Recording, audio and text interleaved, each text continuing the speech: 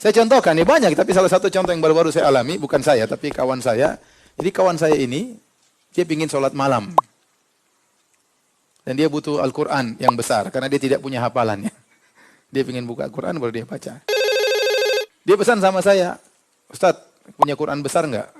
Ya saya, Ustadz, ya saya ingin latihan sholat malam. Saya bilang, kayaknya saya punya. Karena saya punya di rumah, saya cari, saya enggak dapat. Saya bilang, aduh enggak ada. Akhirnya saya umrah ke Madinah, dan di Madinah tempat percetakan Quran. Dan dia lupa pesan saya untuk carikan Quran di Madinah. Kemudian saya juga lupa.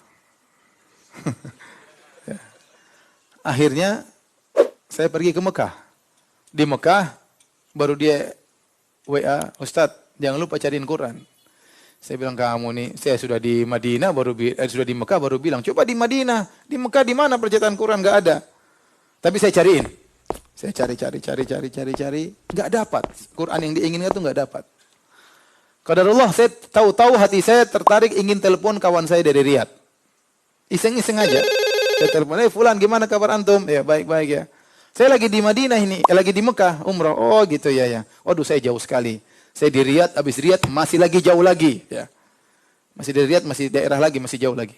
Oh ini apa-apa, besok saya sudah pulang. Saya bilang, lusa saya pulang. Sudah, saya matikan HP. Besoknya tahu-tahu dia WA saya, Firanda, saya lagi berjalan menuju Mekah mau umrah. Teman Arab tadi. Oh iya, saya tunggu.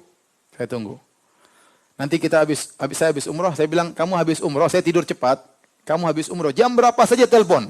Saya akan bangun. Karena HP saya biarkan nyala ya.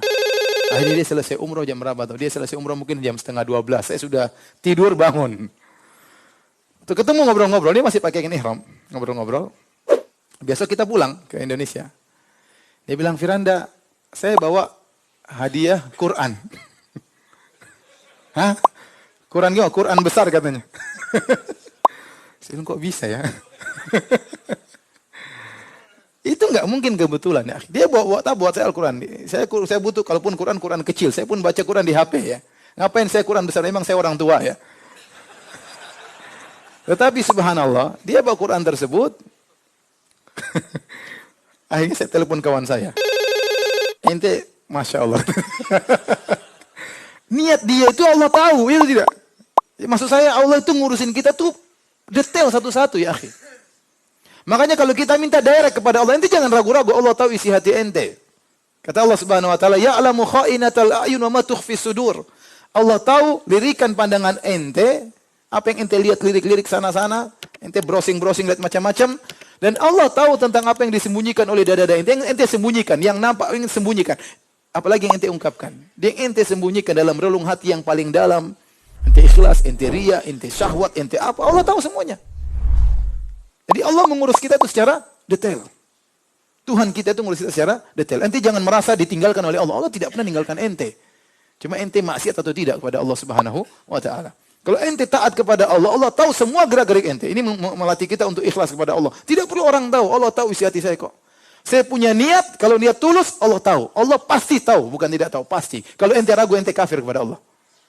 Allah pasti tahu isi hati anda. Apalagi apa yang anda lakukan. Dan Allah mengurus kita itu satu persatu secara detail.